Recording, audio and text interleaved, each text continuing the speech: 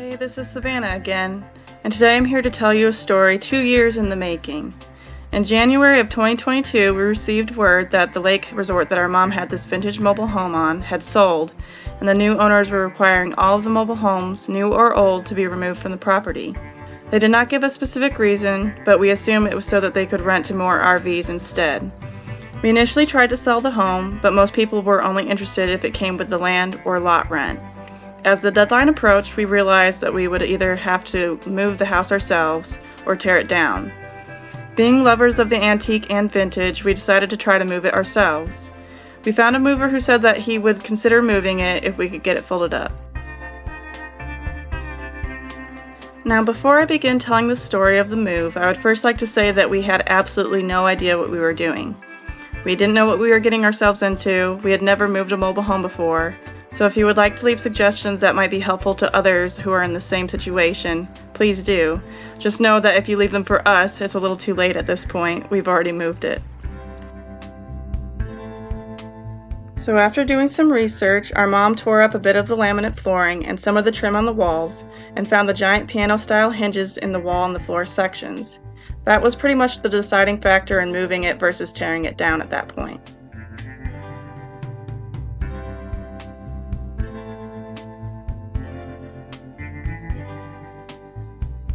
We started the process by tearing up all of the floors, most of the baseboard trim, and all of the ceiling plywood. The side roofs are not the original, so they were going to have to be removed before we could fold the house up.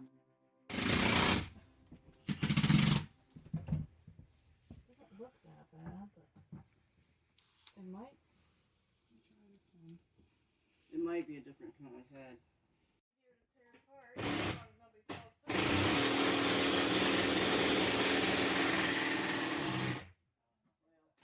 This is a clip of us taking out the giant screws that hold the interior walls in place. We wanted to try folding up one of the interior walls just to make sure that it really could be done. We had so many people doubting whether it could actually work that we kind of had to keep proving it to ourselves over and over again throughout the whole process. Alright, I guess we go inside now and see. Yeah, should be fine. Okay. Go ahead and push on it, Summer. I think you're going to have to remove a little. Oh. How cool is that? It doesn't matter if we rip the... Wow, I'm not even standing far back enough to see. Isn't that awesome? It's getting hung on stuff, but... It's awesome. I mean, we don't have to take it all the way out. No.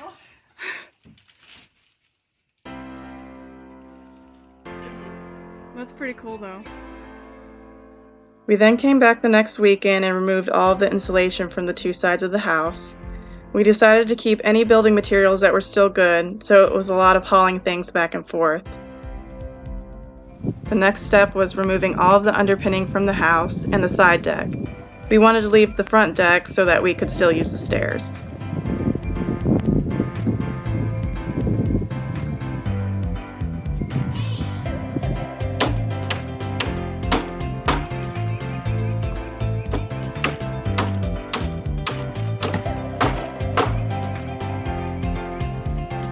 The weekend of May 22nd in 2022 was when we decided to try folding up the trailer. We also like to lovingly refer to it as the weekend from hell. Day one was pretty much just removing the first roof and part of the second roof on the house. Like I said earlier, the side roofs were no longer the original, so the previous owner had put on new ones and then eventually did an entire over roof because of leaking issues.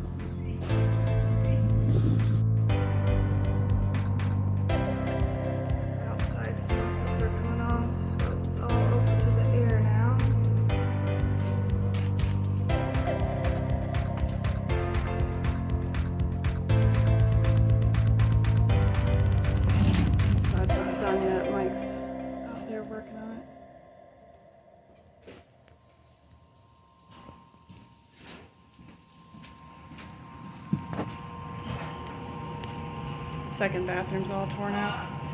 I'm doing just a little bit of recording, showing how we tore out stuff and how there's air now. Open air.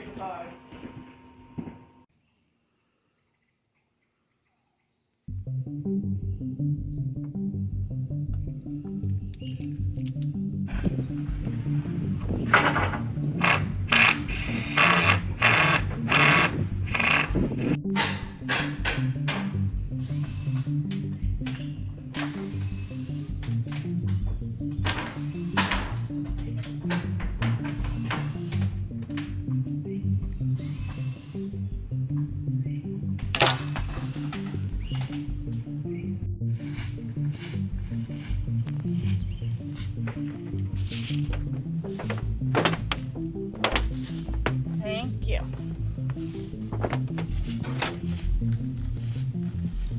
Here's our progress for the end of day 1. By the end of the day, we were all very tired, and there was rain threatening, so we actually had to cover up the roof of the house. 2 giant tarps did the trick, and it was just in time for some surprise hail.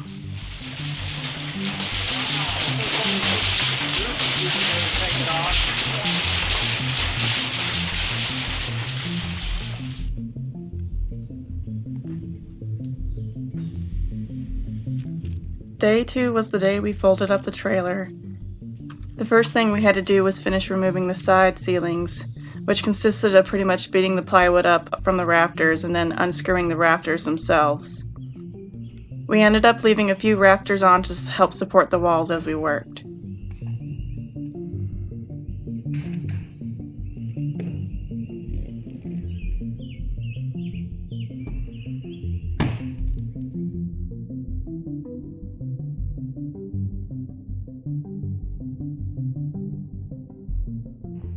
With the ceilings mostly gone, the middle wall was finally able to swing all the way closed. Yay!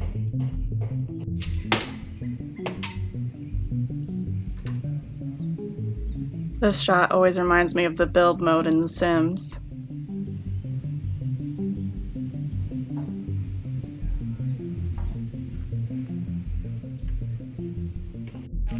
Yeah, I saw a toenail in this end board that you're currently sitting on too. Well, that went incredibly faster. On the second side, our reinforcements had finally arrived. Actually, it was our former next-door neighbors came to help us out. We could not have been more relieved, and everything went so much faster with more hands. The kids also helped remove the nails from the plywood as we went along, so we didn't have to do it as we were loading it all up on the trailer. I cannot stress enough at how thankful we were for their help. I just flushed everything. Go ahead and open the sink in the kitchen.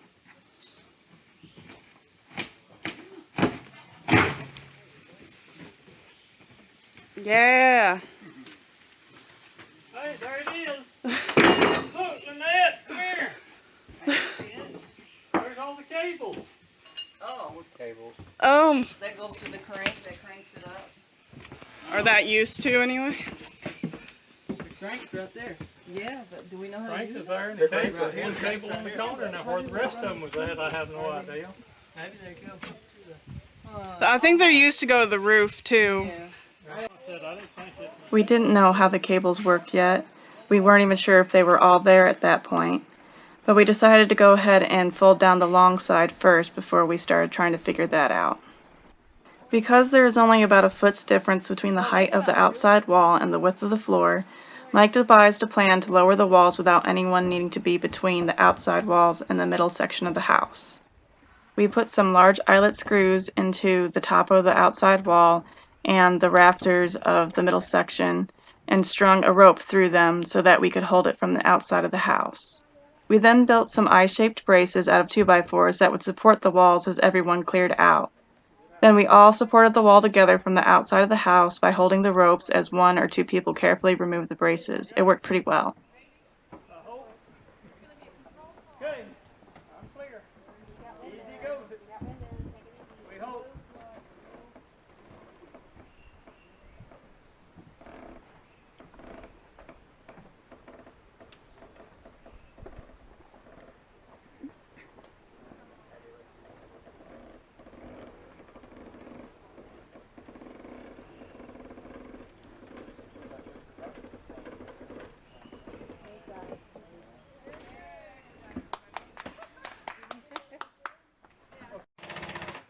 Now it was time to figure out the cable system. Let me explain it a little bit just because we didn't do the best job filming it. The cranks acted very similarly to a winch on a boat trailer. Yeah. Turn the handle one way and it would take the cables up without releasing them. If you open the release latch on the crank and turn the handle in the opposite direction, it would let the cables out, but very slowly. The cables consisted of one really long cable and another one that was shorter and clamped to it. Both of the cables ran through a pulley that was attached to metal cuffs that then bolted to some of the middle rafters or trusses of the middle section. It was a bit of a group effort trying to figure out the whole system, and we had no idea where the cuffs actually attached to the house until Zane and Caleb mentioned the diamond-shaped bolt pattern. Summer had heard them from across the house and remembered seeing it in one of the bedrooms, the only place that they actually hadn't been covered up yet. We're doing it, Summer. Winley, you're missing it if you want to see it. Not listening to me.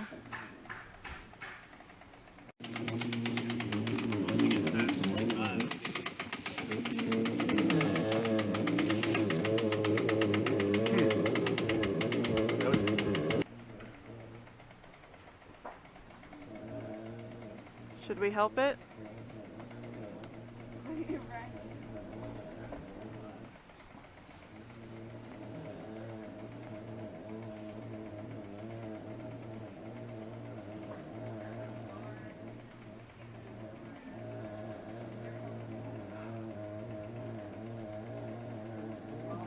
They better take turns over there.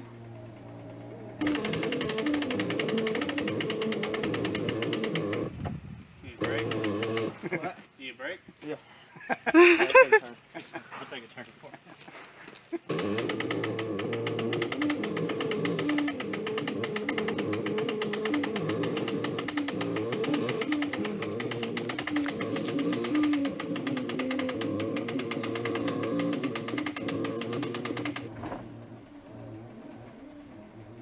I think that was somebody on the inside making noise.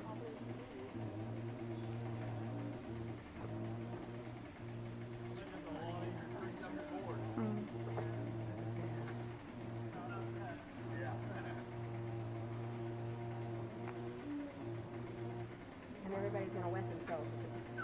Oh, what's that? We're gonna. He just wants to push his luck, I guess. See what? He was walking kind of under it. Oh.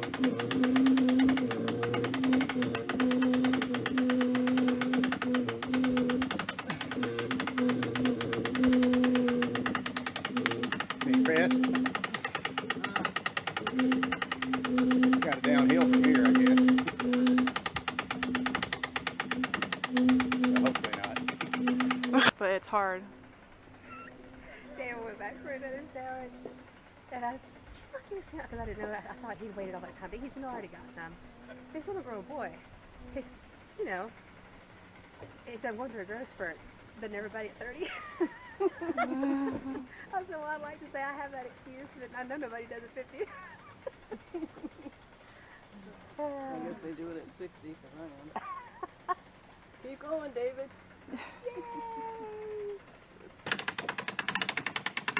Look at that. Goes in.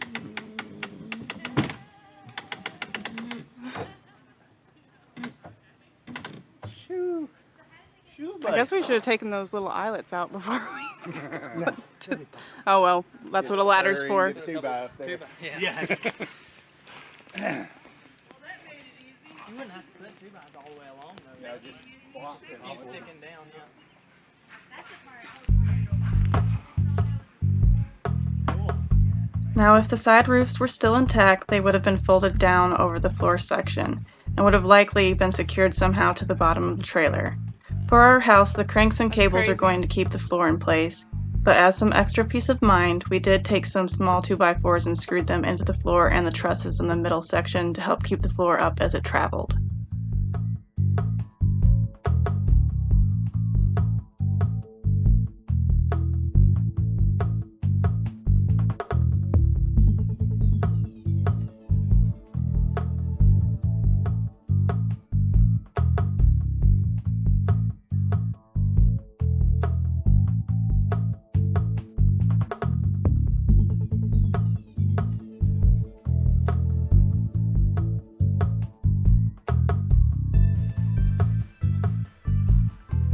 The second side of the house definitely went faster than the first. I guess it's because we knew that we were doing a little bit better. This is where you can see the separate cables a little bit better too.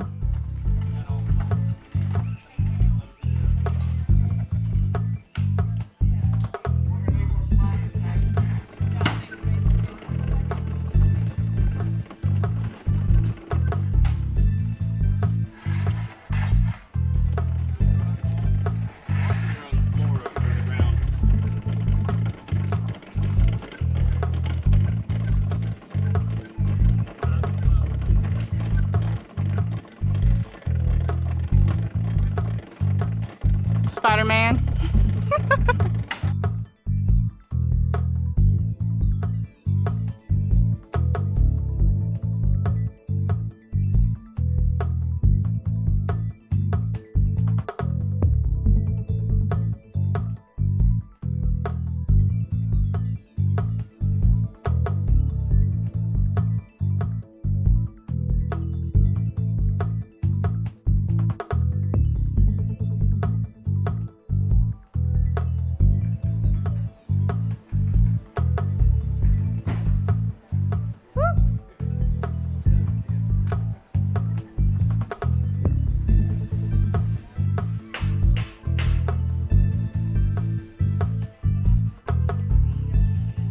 Having the trailer finally folded up, we took the same tarps we had used to keep the rain out with and wrapped the house up like a burrito.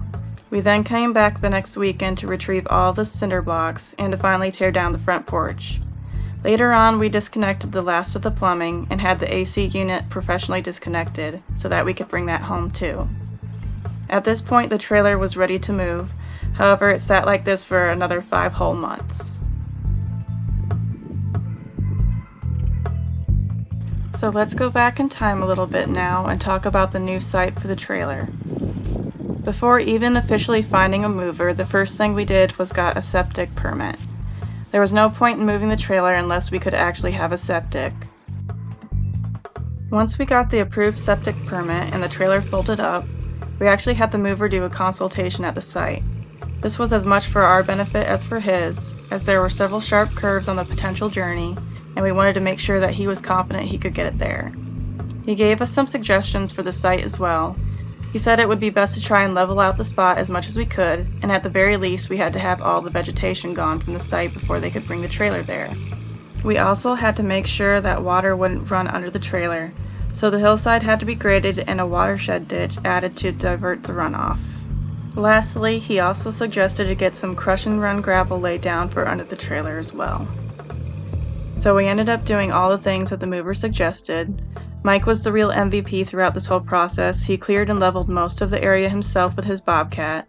We did have someone come and do the last bit of grading, since Mike's Bobcat was not quite equipped for that, and the second excavator was actually much heavier and helped pack down the soil nicely. I'd also like to give a shout out to our neighbor Eric, who came out and spread the gravel for us since we didn't have a working tractor. We were spreading it out by hand and that wasn't fun at all. The metal corral panels are to help keep the cows off the site since it's still in an open field. They love to get into any newly exposed dirt. And this clip is actually a couple of days before the trailer arrived. You can see that we spray painted a box of where we wanted the middle section to be.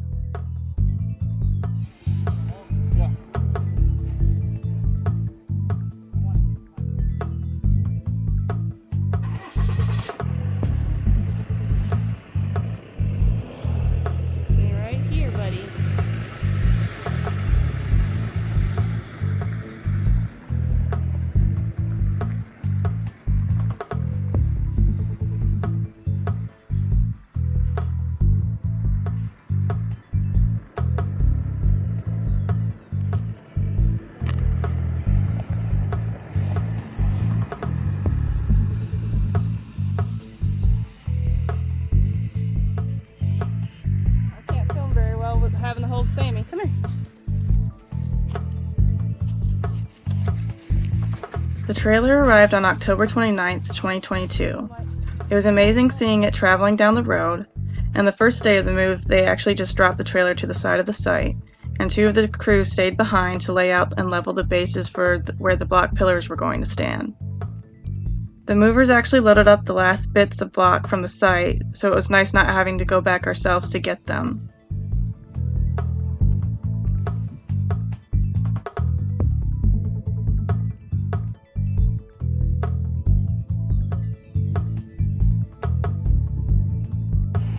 Then on day 2 of the move, they actually set down the trailer and tied it down to the ground. It was such a relief to have the trailer finally here.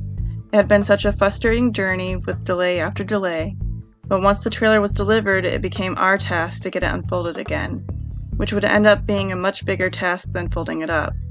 The urgency was also compounded by the fact that that trailer had already been sitting under a tarp for 5 months, and the longer it sat, the more we worried that it was getting water damage.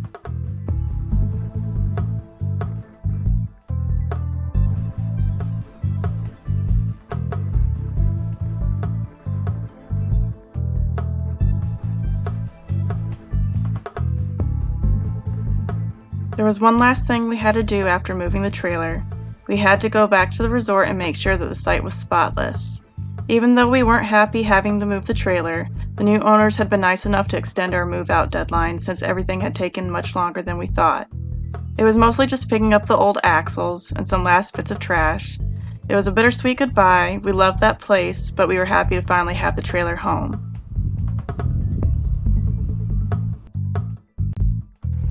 So that was how we moved our vintage triple-wide mobile home.